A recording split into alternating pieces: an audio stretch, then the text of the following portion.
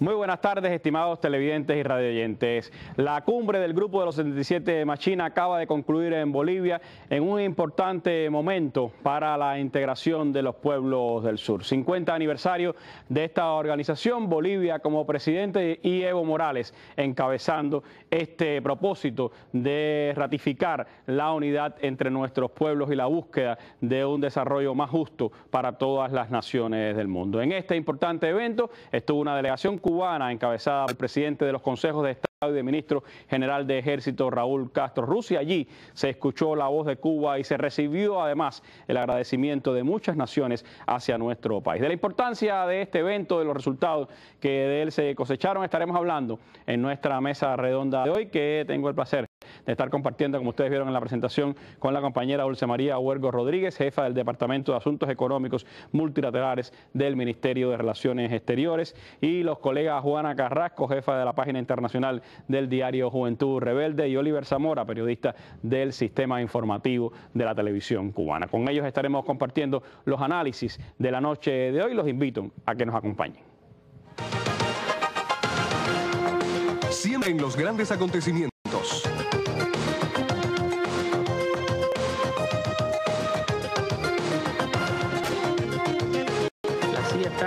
Tiene todas estas organizaciones con la cubanas. noticia y el análisis oportuno. Marcada por el terror Que pudiera conducir a un golpe de Estado. Un genocidio contra el pueblo aquí. Mesa Redonda, año 15.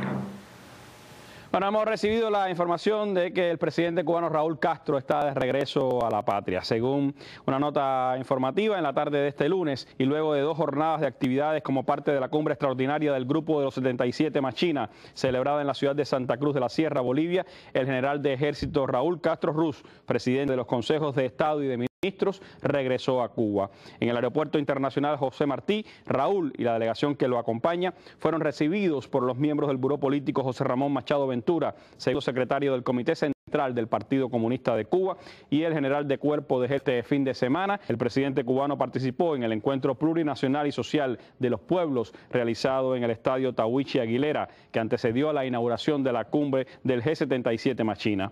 Igualmente, intervino en la sesión plenaria de la cumbre y sostuvo varios encuentros bilaterales.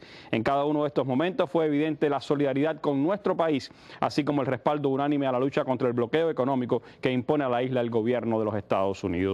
De la misma forma, la declaración final, aprobada como colofón de la cumbre, expresa solidaridad con la causa de las Malvinas, Cuba y Palestina.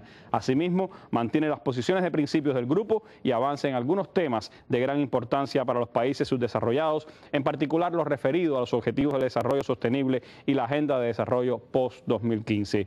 El documento también aborda otros asuntos como la reforma de las Naciones Unidas, la cooperación norte-sur y sur-sur, así como el cambio climático, el comercio, el desarme, las finanzas y la seguridad alimentaria. Raúl está de regreso a la patria, nuestra noticia con la que comenzamos esta mesa redonda, y vámonos también a otra noticia del día, pero esta de carácter internacional y especialmente latinoamericano. Juan Manuel Santos fue ratificado ayer como presidente de Colombia.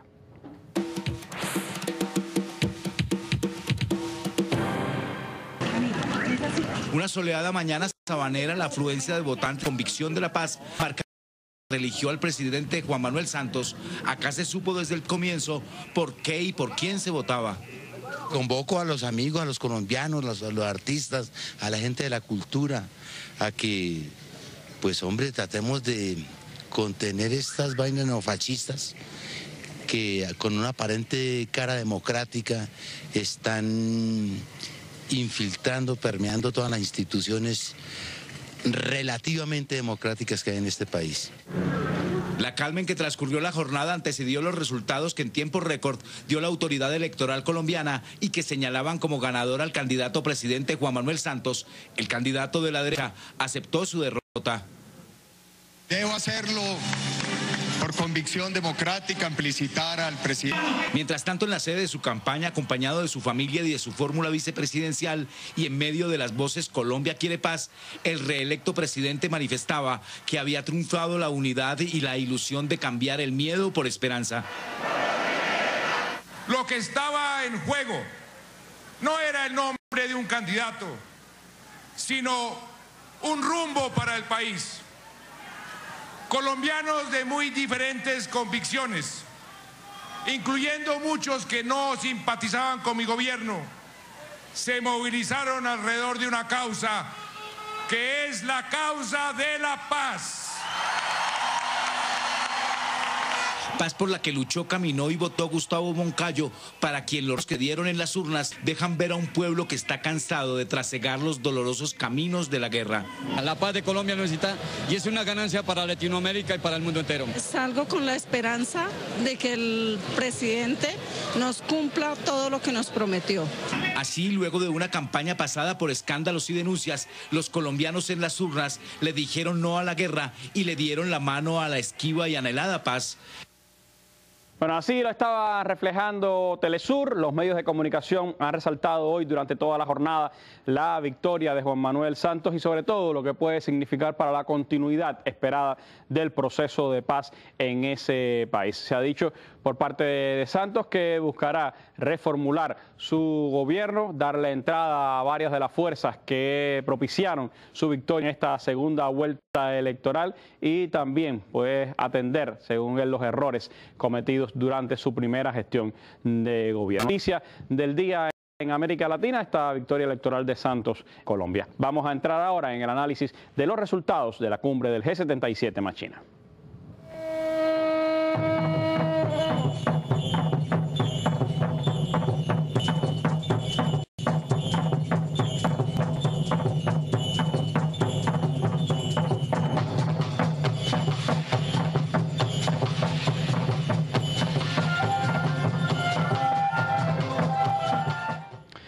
Con casi el 60% de la población mundial, el grupo de los 77 constituye sin duda una fuerza importante en el contexto internacional. Pero ¿cómo se funda este grupo? ¿Qué trayectoria ha tenido? ¿Qué importancia tenía Bolivia? Sobre eso me gustaría comenzar hablando en esta mesa redonda con la compañera Dulce María Huergo, los multilaterales del MINRED. Dulce, ¿cómo catalogar al grupo de los 77? ¿Por qué su importancia y qué significa que podamos celebrar aquí en América Latina este 50 aniversario de la organización? Buenas tardes Randy, amigos televidentes. Nos parece muy relevante y muy oportuno que podamos tener este encuentro de hoy en el contexto del 50 aniversario de la fundación grupo que, como bien señalabas, fue el 15 de junio de 1964 en Ginebra, previo a la a la celebración de la primera conferencia de las Naciones Unidas sobre Comercio y Desarrollo.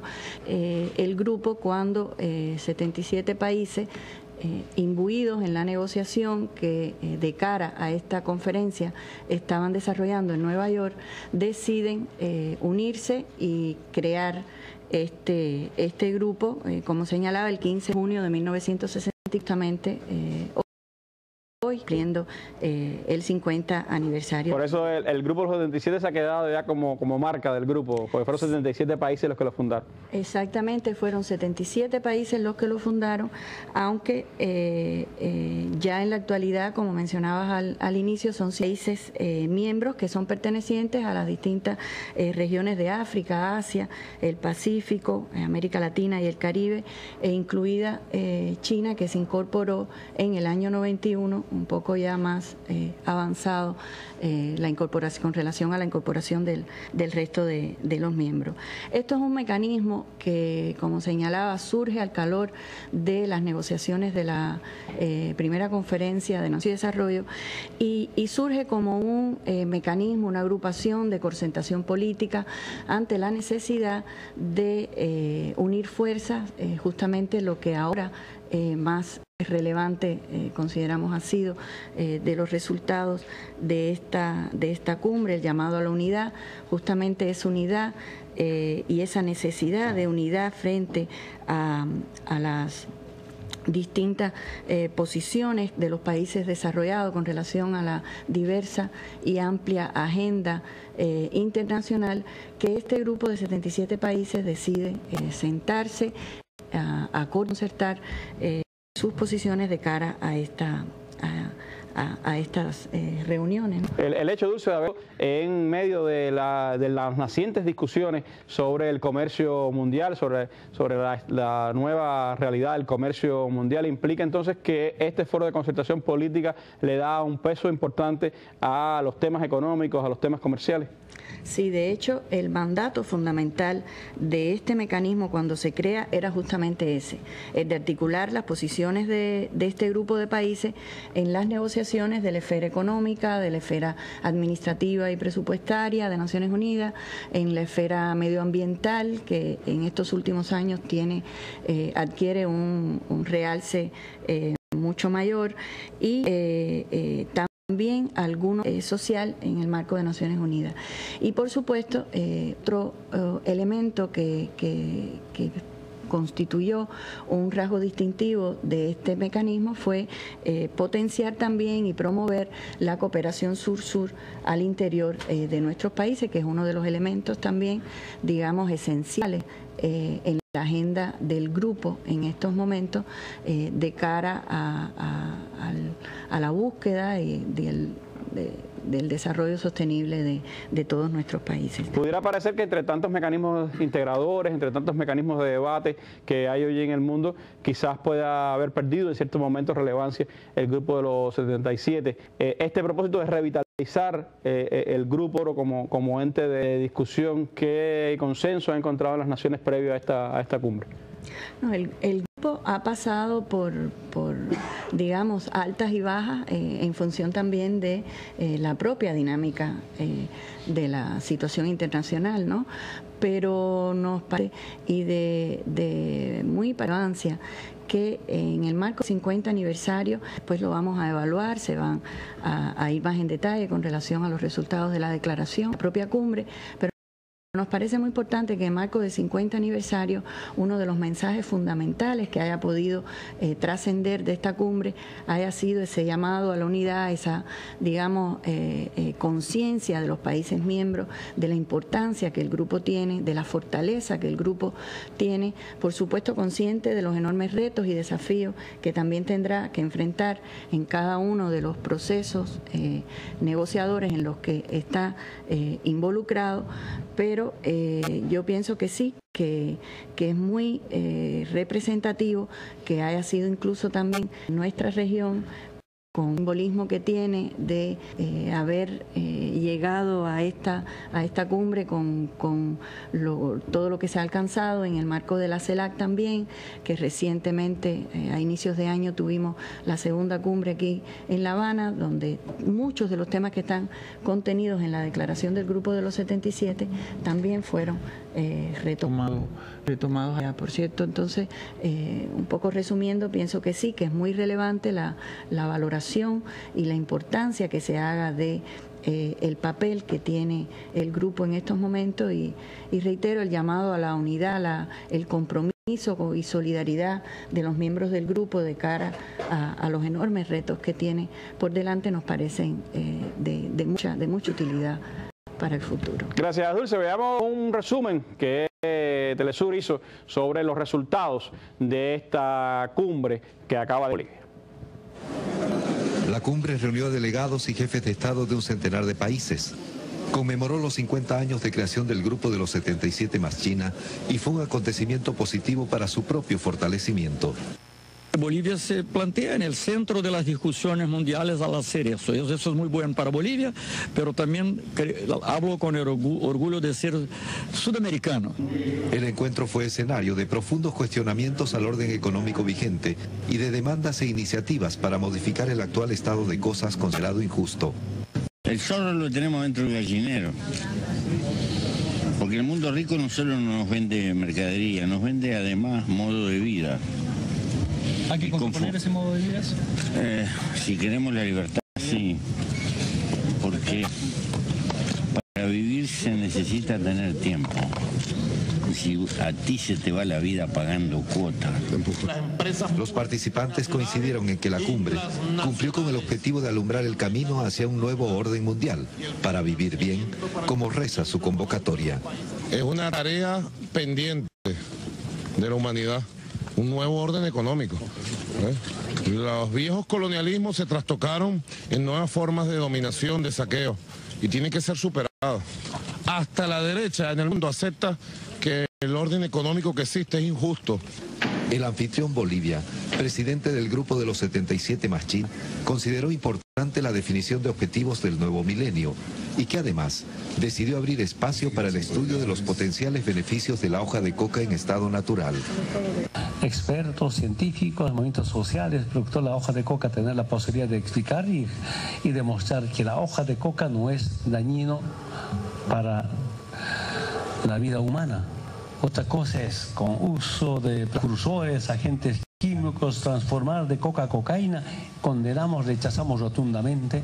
El documento final o declaración de esta cumbre extraordinaria del grupo de los 77 más China consta de 90 páginas, con 242 puntos de propuestas e iniciativas para caminar hacia un nuevo orden mundial. Bueno, Bolivia se convirtió en la capital de los pueblos del sur durante estos días. ¿Qué importancia le concedió Bolivia y el presidente Evo Morales, Juanita, a esta cumbre? ¿Qué propósito se trazó desde la concepción misma de la cumbre el país andino para fortalecer este empeño integrador? Bueno, realmente la cumbre fue trascendente para Bolivia, además de que constituye un relanzamiento del grupo de los 27, muy importante. En un mundo donde se está quebrando la unipolaridad y precisamente lo plural es lo que está primando y se celebra en un país que es plurinacional y que acogió muy bien la cumbre, porque lo sintió como un reconocimiento precisamente justo a su país, a Bolivia, a un presidente indígena, Evo Morales, y al quehacer de un pueblo que realmente estaba y está y sigue estando considerado uno de los pueblos más pobres de Latinoamérica y que sin embargo está levantándose ante un destino que le tenían asignado y que comienza a ganar presencia internacional, presencia transformadora, presencia en la región. Yo creo que Evo se ha fortalecido como líder regional. No podemos olvidar que una gran parte de la población de nuestro continente, de nuestra América, es población indígena que está siendo reconocida por esta. Y entonces, ¿qué ha tenido de importante este realismo? Con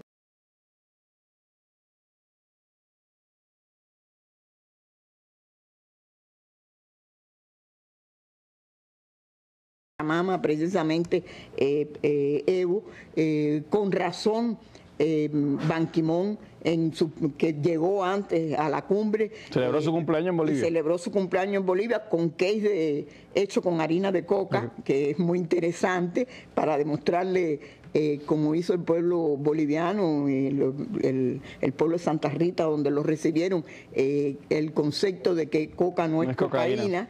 Y bueno, yo decía, Bolivia se ha destacado precisamente por esa defensa a las riquezas naturales, al medio ambiente, a esa defensa de que hay que cuidarlo. Y Ban Ki-moon invita a Evo Morales a que sea la voz del grupo de los 77 en la próxima reunión que va a haber sobre el medio ambiente en septiembre en Naciones Unidas. Es decir, hay que ver que se ha reconocido a Bolivia en esto y por lo tanto ha sido una fiesta para el pueblo boliviano y yo creo que ha sido una fiesta también para los pueblos latinoamericanos. No somos los únicos integrantes, por supuesto, del grupo de los 77, pero es indiscutible que en el sur, América Latina tiene en los últimos tiempos un papel trascendental y fundamental por todo lo que se ha ido desarrollando en nuestro continente.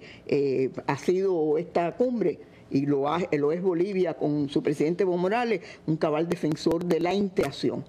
Se mencionaba la reunión de la CELAC por Dulce María y realmente esta cumbre que ha sido convocada y muy exitosamente habla de esa vocación de impulsar la integración a través del grupo de los 7, a través del ALBA, la CELAC, del Mercosur, de UNASUR, de todos los grupos regionales que van a estar surgiendo en el mundo. Yo creo que esto ha sido muy bueno, muy efectivo. Hay sin duda una impronta de Bolivia en esta conducción del grupo de los 77 y por supuesto ese concepto del buen vivir también entronizado en la manera en que se ve las injusticias, las desigualdades y la necesidad de cambio en el planeta. Así lo reflejaron diversos mandatarios presentes en esta reunión. Yo les propongo ver fragmentos de algunas de esas intervenciones. Me quedé pensando mucho, hermano Evo, en tu forma de discurso y de decir que traes algo ancestral de los pueblos indígenas. Pero lo ancestral es lo eterno, el amor a la vida que no puede estar separado de la sobriedad de vivir, de la sencillez, de la fraternidad, de la solidaridad elemental. Pero si me educo y nos formamos en una cultura, en la cultura del despilfarro necesario para que el capitalismo siga acumulando, porque si no mete una cultura de despilfarro, pierde la fuente esencial de la acumulación. Si seguimos en esa trampa,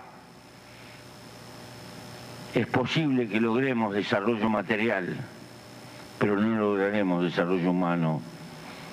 Otra humanidad es posible a partir de otros valores y con otros valores.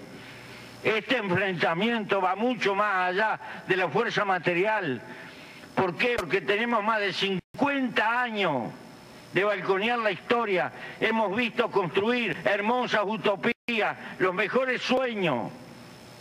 Y hemos visto que el peso sordo de la mercadería en las aduanas termina destrozando los mejores sueños de solidaridad que los hombres pudimos construir. Quiero agradecer todo el apoyo que hemos recibido para nuestro pueblo de la República Bolivariana de Venezuela. Hemos sentido el respeto y el acompañamiento al derecho a la autodeterminación que tiene Venezuela para seguir definiendo su modelo económico, político, social, cultural, sin ningún tipo de intervencionismo imperial. Quiero agradecer todo el apoyo que hemos recibido de los 133 países del G77 y ratificarles a ustedes toda nuestra confianza. Pueden ustedes contar con Venezuela.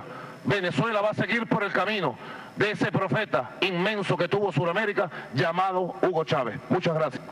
¿Qué hace el imperio norteamericano cuando ya no pueden ni hacer golpes de Estado? Tratan de dividir a nuestros pueblos, enfrentarnos después para justificar una intervención de carácter militar. Ahí con las disculpas de las Naciones Unidas, a todo el personal, y sigue convencido que el llamado Consejo de Seguridad es el que más da inseguridad a los pueblos del mundo. Una intervención imperial usando el Consejo de Seguridad para nuevamente adueñar recursos naturales. Maduro, al pueblo de Venezuela, estoy mucho más convencido y sigue aprendiendo de todo lo que está pasando en el mundo. Lo que está haciendo Estados Unidos con la revolución bolivariana de Venezuela es como provocar, crear un enfrentamiento, después justificar una intervención. Solo quiero decirles desde acá al imperio norteamericano, al gobierno de Estados Unidos, que no se equivoque. Los pueblos somos rebeldes.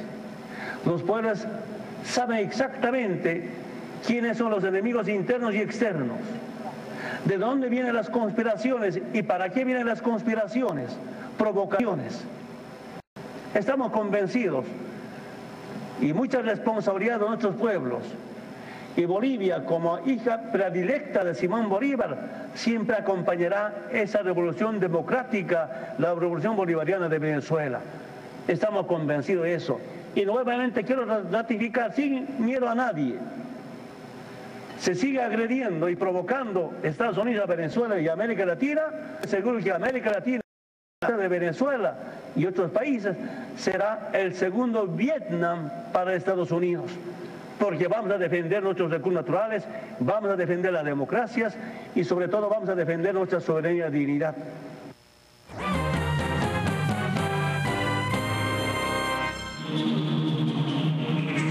Este miércoles y jueves en la mesa redonda, el combate contra el cáncer. Los esfuerzos preventivos de atención y de investigación que hace el país en el enfrentamiento al cáncer, la principal causa de muerte de la nación, serán abordados este miércoles y jueves en las mesas redondas con la participación de conocidos especialistas del INSAP y el Centro de Inmunología Molecular. Si usted desea participar con su opinión o pregunta, puede llamar desde hoy y hasta el jueves al teléfono 646-5900 en el horario de 9 de la mañana a 5 de la tarde. También podrá llamarnos el miércoles durante la transmisión del programa de 7 a 8 de la noche al teléfono 831-2484. Puede además dejarnos su opinión en el correo electrónico mesarredonda@enet.cu y en los sitios web de la Mesa Redonda y Cuba Debate. Acompáñenos. Bueno, la cumbre de los 77 más chinas ha terminado con resultados satisfactorios, así lo consideran la mayoría de los analistas, a pesar de que los grandes medios de comunicación intentaron restarle presencia a este importante acontecimiento. El Mundial de Fútbol se lleva todas las noticias y un evento de esta índole política pues queda subsumido en la información de los grandes medios de comunicación. Por eso es bueno hacer una mirada a los resultados de la cumbre. ¿Cómo valorar, Oliver, los elementos de la cumbre? ¿Qué destacarías de los debates, de las posiciones que asumieron los diferentes países allí en este evento? Bueno, yo pienso que sobre todo fue una cumbre para lograr recolocar al G77, que ya sabemos que no son 77 países, sino 133, en el lugar que le corresponde. O sea, los ricos tienen su grupo, el G7, que bueno, hasta hace unos meses era el G8. Las grandes economías también tienen su grupo, el G20. Ahora los pobres, los países miembros del tercer mundo, bueno, tienen su grupo también, que es el G77. La mayoría, las 2/3 partes de la comunidad internacional. Y está llamado, por supuesto, a un declive, vamos a decir. Hay una serie de potencias emergentes que crecen. O sea, la reestructuración del poder a nivel internacional va cambiando, y los países pobres, los países del tercer mundo, que es un término que todavía podemos utilizar perfectamente, porque bueno, es evidente como concepto, tienen que jugar un papel. Y eso fue, vamos a decir, el elemento fundamental de esta cumbre: reimpulsar el grupo, un grupo que, como decían, ha pasado por altas y bajas. Recordemos que, bueno, creado durante la Guerra Fría, después vino todo el proceso del mundo unipolar, donde de paradigmas, y ahora viene de nuevo a cambiar esta situación. Y en un momento, Randy, que yo creo que el grupo ha madurado, o sea, los miembros del grupo han madurado. ¿Por qué? Porque si bien se mantienen todos los retos y todos los problemas que hicieron que en el año, que bueno, hace 50 años atrás, un grupo de países se unieran, son los mismos retos que tiene hoy, pero ha habido más conciencia. Porque, por ejemplo, en el caso del cambio climático, el debate sobre el cambio climático tiene alrededor de un poco más de 20 años, ¿no? Es anterior, pero bueno, se ha fortalecido, y precisamente son los países miembros de este grupo, cambio climático. De todo el orden económico mundial que se ha agravado. O sea, la brecha es mayor. Igual, exactamente, la brecha es mayor, y eso se siente. Pero también ha habido un renacer. O sea, el África de hoy no es el África de los años 70 ni de los años 80. Ahí vamos a decir también un despertar económico. Y me parece también un papel fundamental que ha jugado América Latina. O sea, estamos hablando de una cumbre que se celebra en un territorio donde es hoy paradigma político para el resto de las regiones del mundo. Fíjate, es muy interesante que dentro del grupo de mandatarios que asistieron, que fue alrededor de una veintena, muchos fueron mandatarios latinoamericanos. ¿Pero qué mandatarios latinoamericanos? Bueno, mandatarios de los procesos progresistas que hay en América Latina, de los países miembros del ALBA. Ahí estaba el presidente de Ecuador, el presidente de Cuba, el presidente de Venezuela, el presidente de Bolivia, bueno, el anfitrión, pero también estaba Cristina Fernández, estaba también Mujica en el caso de Uruguay, y me parece que es un reconocimiento también a la región, porque hay una tendencia a nivel internacional, yo pienso que sería bueno referirnos a esto, de rescatar viejas estructuras de integración, viejos foros, o sea, los no alineados, el propio grupo de los 77, repotenciar, por ejemplo, antiguas estructuras, y América Latina tenía un papel fundamental en eso, porque los no alineados se ha fortalecido precisamente por el papel que ha tenido América Latina, y América Latina también está tratando de tener un papel fundamental en repotenciar el G77, que más que nunca yo creo que es útil más que nunca es útil. Entonces yo creo que también otra característica que ha sido un foro, vamos a decir, de intercambio de experiencia. Hemos visto a un Evo Morales hablar de cómo ha sufrido su país, por ejemplo, los enfrentamientos con los mecanismos de arbitraje a nivel internacional. Pedía, de hecho, Evo Morales pidió que se incluyera en el documento final, que por falta de consenso no se sumó, pero bueno, está en debate, seguirá en discusión. Pedirle a Naciones Unidas que cambie esos mecanismos de arbitraje a nivel internacional. Vimos a la presidenta de Argentina hablar de cómo los fondos buitres de alguna manera también dificultan el pago de la deuda externa. Un antiguo, lo estábamos hablando hace unos momentos atrás, una lucha antigua que se retoma en estos momentos. Y también veíamos no sé, una cumbre de autocrítica del presidente de Uruguay diciendo que no podemos copiar la cultura y los modelos de consumo, pero también fue una cumbre de respaldo a Venezuela, de respaldo a Cuba.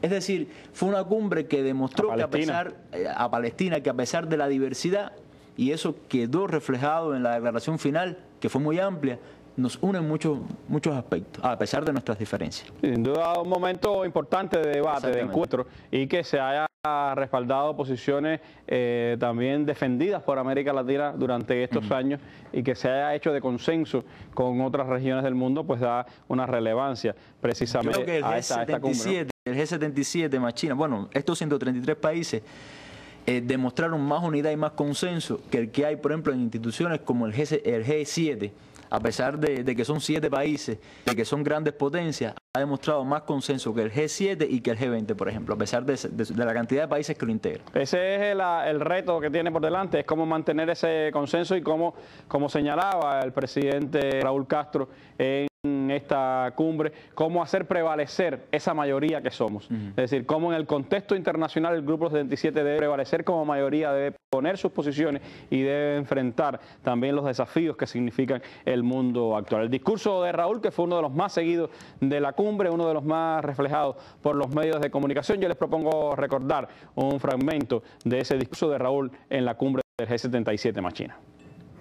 Ahora se amplía la brecha entre el norte y el sur y una profunda crisis económica global, resultante del irreversible fracaso del neoliberalismo, impuesto desde los principales centros de poder, con un impacto devastador para nuestros países, se ha convertido en la más larga y compleja de las últimas 8 décadas. Cuando casi concluye el ciclo previsto para los objetivos de desarrollo acordados en la cumbre del milenio del año 2000, 1.200 millones de personas en el mundo viven en la pobreza extrema. En África subsahariana, el número de pobres ha aumentado ininterrumpidamente, pasando de 290 millones en 1990 a 414 millones en el 2010. 1 de cada 8 personas en el mundo sufre de hambre crónica. El 45% de los niños fallecidos antes de cumplir los 5 años muere por malnutrición.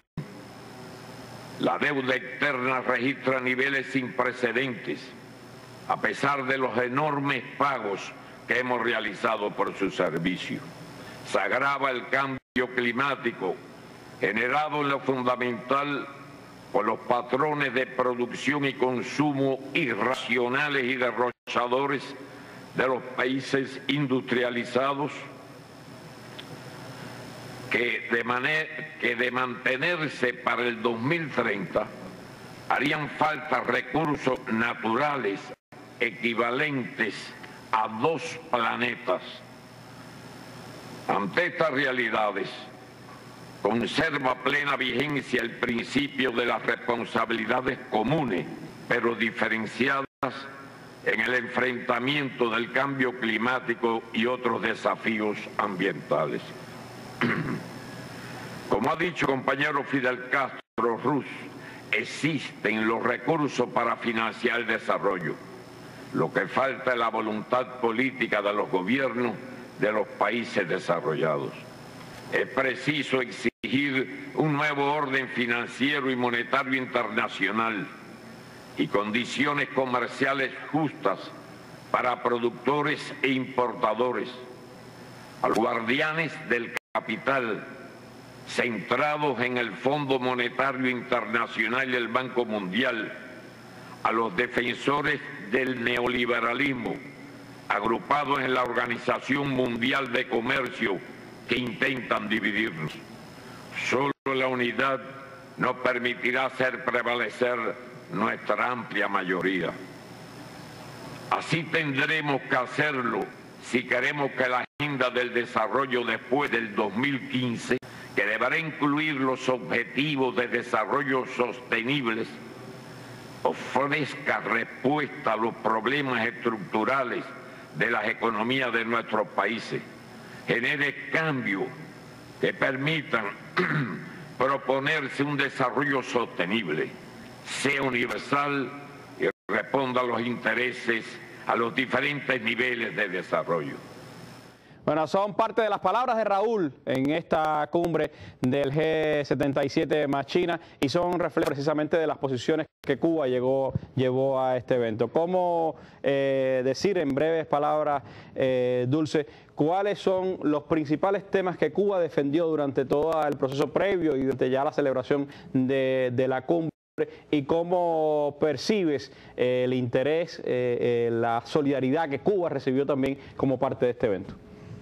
Bueno, Randy, brevemente, Oliver señalaba muchos de los temas que tenía la declaración. La declaración es amplísima y muchos de los temas en ella incluida, por supuesto, es una declaración de consenso. Cuba comparte 100% lo que en ella está recogido y un poco me limitaría a llamar la atención tal vez de los temas de carácter prioritario para nuestro país que fueron defendidos por nuestra delegación y que, como bien se señalaba, encontraron amplia solidaridad por parte de los miembros del grupo y es precisamente la denuncia de nuestro país del bloqueo económico, comercial y financiero que nos impone Estados Unidos desde hace más de 50 años.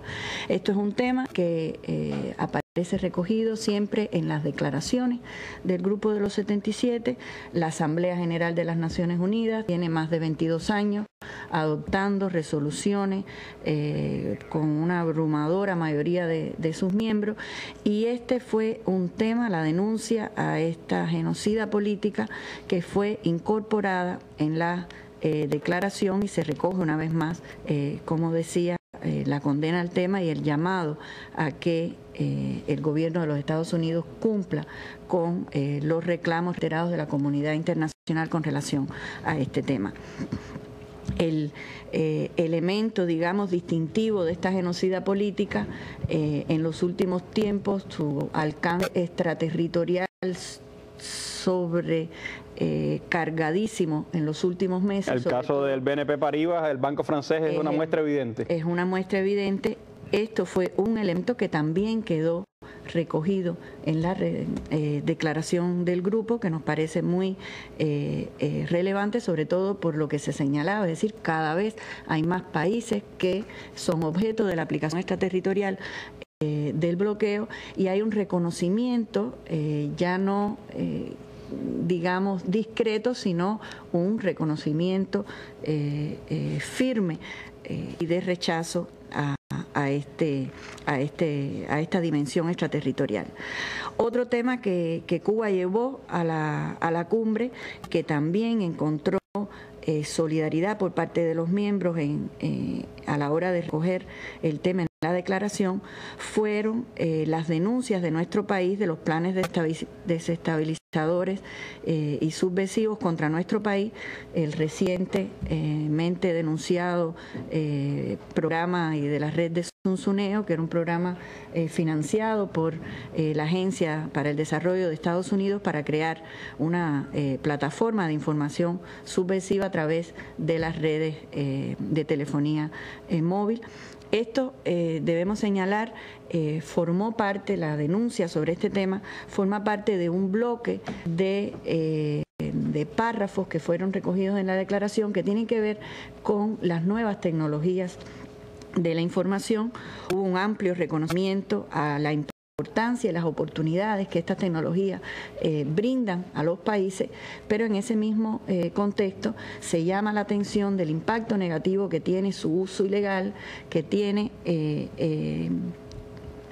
el impacto en los países, el rechazo a su uso violatorio del derecho internacional, violando también el derecho a la privacidad, y en ese contexto es que se denuncia la aplicación, el uso de estas tecnologías en contra, en particular, de nuestro país, mencionándose explícitamente plataforma informática de Zunzuneo. Mencionaba ya el tema anteriormente del bloqueo, hay un párrafo también que denuncia y rechaza firmemente la aplicación de sanciones económicas coercitivas unilaterales, que es un tema también de, digamos, bandera del Grupo de los 77, es un tema que presenta sistemáticamente en la Asamblea General el grupo, es una resolución de hecho del grupo, y pienso que, como se señalaba anteriormente, otro tema, perdón, ya brevemente, no quería dejar de mencionarlo, hubo también una denuncia a la incorporación de nuestro país en la lista de patrocinadores del terrorismo internacional, que fue rechazado también por todos los miembros del grupo. Decía, para resumir, como se señalaba anteriormente, hubo muestras amplias de solidaridad hacia nuestro país con estos temas que mencionaba, con otros temas también de otros países que también encontraron espacio en la declaración, como señalaba Oliver anteriormente, y el mensaje de compromiso, de unidad, de rescate del multilateralismo, de defensa del multilateralismo, fue de manera muy oportuna también rescatado en el cuerpo de la declaración, y nos parece muy importante que haya sido reafirmado. La unidad del grupo en su diversidad, como señalaba, fue un tema central, y ello, bueno, fue un elemento también central de la declaración del general de ejército en el resumen que hacía de la plenaria.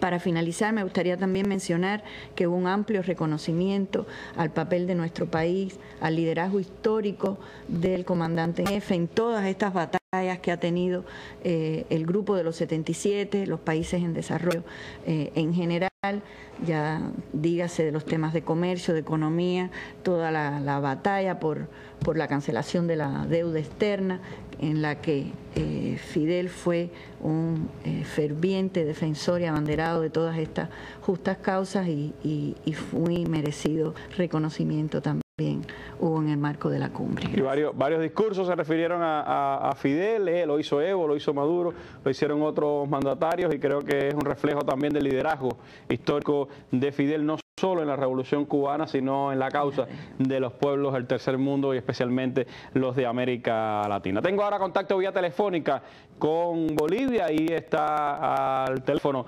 el reconocido intelectual boliviano Hugo Moldis, a quien le hemos pedido su valoración sobre esta cumbre, la perspectiva desde Bolivia del resultado de esta importante reunión. Sí, hemos hecho contacto telefónico en La Paz, Bolivia, con Hugo Moldis, comunicador social, abogado, máster en Relaciones Internacionales.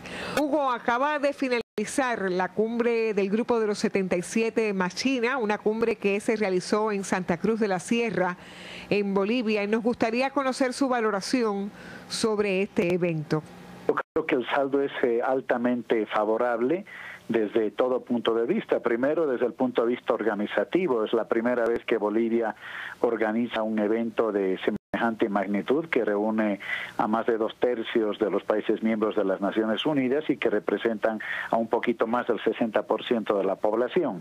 En segundo lugar, porque marca una continuidad, yo diría en realidad una suerte de recuperación de la propia historia del G77 más China, ubicada allí en la década, a mediados de la década de los 60, presidenta marca una continuidad de sus declaraciones, de sus pronunciamientos, de su posición de interpelación a los factores externos de poder, a la hegemonía del norte, de los Estados Unidos, en fin, ahí hay una continuidad. Pero al mismo tiempo hay un aporte que se da en esta cumbre, y el aporte tiene que ver con la incorporación del ideario, de la filosofía política de los pueblos indígenas, que, como en este caso, lo que está demostrando que de ser de una experiencia local, está empezando a adquirir una validez universal. ¿De qué se trata, Moldis? ¿Estamos hablando de algún proyecto indígena? Estamos hablando del concepto de vivir bien, que implica un proyecto alternativo, no al neoliberalismo, alternativo al capitalismo. Segundo, implica el reconocimiento de los valores y principios de los pueblos indígenas, que se sintetizan en el caso de los pueblos indígenas del sur de América Latina en el Amayuya, la Mazulamaqueya, que quiere decir no seas ladrón, no seas mentiroso, no seas flojo, no seas perezoso. Implica el reconocimiento de la hoja de coca como una práctica cultural, medicinal propia de los pueblos indígenas, que no tiene nada que ver con la cocaína. Una cosa es coca en su estado natural y otra cosa es cocaína, producto de un proceso de transformación industrial que todos sabemos tiene que ver mucho con la demanda en los países altamente industrializados. El concepto de madre tierra, también incorporado en la declaración, que implica la lucha por la defensa de todas las formas de vida. Madre tierra quiere decir que hay varias formas de vida, humanas y no humanas. Por lo tanto, esto tiene que ver mucho con los desafíos del presente, ya advertidos por el propio comandante Fidel Castro en su momento, cuando señalaba que el desarrollo incontrolable del capitalismo estaba poniendo en riesgo tanto al planeta como al ser humano. Bueno, eso está en la declaración. Y finalmente yo diría el priorizar las relaciones sur-sur. No implica esto dejar de lado las relaciones sur-norte, pero implica cuestionar profundamente al norte, a la dominación unilateral de los Estados Unidos, para reclamar un mundo distinto, un mundo multipolar, un mundo con horizontalidad, un mundo que realmente reconozca la independencia, la igualdad jurídica de los estados y la igualdad política, el principio de la no injerencia, el principio de la no intervención, y además, me olvidaba, el principio del reconocimiento de que no hay un solo modelo de democracia, que los países y los pueblos se están dotando a sí mismos de los mecanismos de participación, de decisión y de configuración de su sistema político en función de sus tradiciones, en función de su contexto histórico y en función también de los peligros que acechan a nuestros países. Hugo Moldis, muchísimas gracias por haber compartido estas valoraciones con los panelistas y también con los televidentes y radioyentes de nuestra mesa redonda. Que tenga buenas tardes. Bueno, Hugo nos daba la perspectiva, sin duda, de lo que ha significado esta cumbre para Bolivia. Hay elementos fundamentales que en estos minutos que me quedan quisiera destacar. El tema del combate a la pobreza, Juanita, como elemento fundamental, vuelto a poner en la agenda de los países del sur. ¿Qué perspectivas le ves? Objetivo primigenio, y fue destacado por muchísimo. Yo voy a citar a Teodoro Obiang, el presidente de Guinea Ecuatorial, que habló a nombre de los países africanos, y son 56 dentro de los 133, que dijo: es momento de socializar la economía mundial para romper con estos monopolios que no favorecen el desarrollo de los países pobres. Y él llamaba a que estos países pobres deben orientar sus políticas hacia una mayor equidad de distribución de la riqueza. Es decir, estaba en el centro, en el punto. Y cito también a Alicia Bárcenas, la secretaria ejecutiva de la CEPAL, que destacó precisamente dentro de lo que se refiere a la lucha por lograr eliminar la pobreza, ella dijo, además de enfocarse en el combate con la pobreza, la cumbre estaba hablando, está enfocada a la desigualdad. Realmente poner solución a la desigualdad y hacerlo de una manera distinta en términos de soberanía, de autonomía y utilizando nuestra propia fuerza. Es decir, están destacando ambos la necesidad de un desarrollo de las relaciones económicas sur-sur, de la cooperación sur-sur y de una voluntad que tiene que salir de los propios gobiernos, pero también para exigirle a los otros, es decir, a esa élite del G7 o de los G20, de que tienen que responder a estas necesidades de los pueblos más pobres del planeta. Otros elementos, Oliver, que sacarías de la declaración final de esta cumbre. Bueno, el prioritario siempre va a ser lo que hablaba Juanita, la lucha contra la pobreza, porque es la base, vamos a decir, de ese desarrollo sustentable que se quiere. Pero esta declaración, que como decía Dulce, es amplísima, más de 242 puntos, tiene elementos que demuestran, vamos a decir, peligros compartidos, ¿no?, entre los miembros del grupo. Está, por ejemplo, el tema del cambio climático, que como decía yo al principio, afecta a la mayoría de los países miembros de este grupo.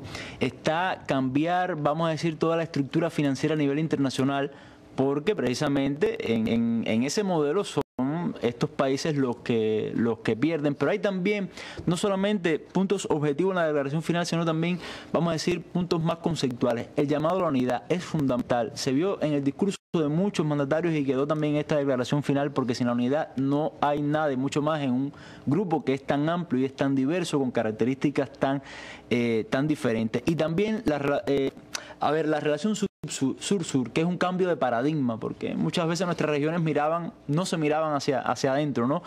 América Latina tenía como paradigma Estados Unidos, África tenía como paradigma Europa, y ahora se empieza a mirar la relación, con esta relación sur-sur, bueno, hacia adentro de lo que podemos llamar el tercer mundo, ¿no? Y esto es, vamos también a decir, apostar ese desarrollo a las relaciones entre estos países. Esos son elementos fundamentales reflejados en la declaración final, que además, pues como hemos dicho, recoge el respaldo a procesos políticos como el de Venezuela, la situación del pueblo palestino, condena el bloqueo económico contra Cuba y reclama un nuevo orden mundial, que creo que es parte fundamental de esas batallas que tienen que dar nuestros pueblos, y que rescata el discurso de esta organización en los años 70, cuando se incorporaron a ella los nacientes estados independientes en África, en Asia y también en América Latina y el Caribe. Es parte de esa impronta que deja esta cumbre del G77 más China en Bolivia, celebrando el aniversario 50 de esa organización y mirando ahora a prevalecer como mayoría en este mundo en medio de una situación cada vez de mayor injusticia y de mayor desigualdad en nuestro planeta. Resultado de esta cumbre, donde Cuba ha estado presente en la voz y el accionar de Raúl, y que ha permitido también seguir pues reflejando la solidaridad que las posiciones cubanas encuentran entre los pueblos del tercer mundo. Quiero agradecerle a los panelistas que me han acompañado esta noche en nuestra mesa redonda y despedirme con nuestras imágenes del día que dedicamos a la Agencia Latinoamericana Prensa Latina, que hoy está cumpliendo el 55 aniversario de su fundación, cantera del honor del periodismo latinoamericano, y también combatiendo hoy en las nuevas circunstancias por ese periodismo mejor y más cercano a las causas justas de nuestro pueblo. 55 años de Prensa Latina. Muy buenas noches.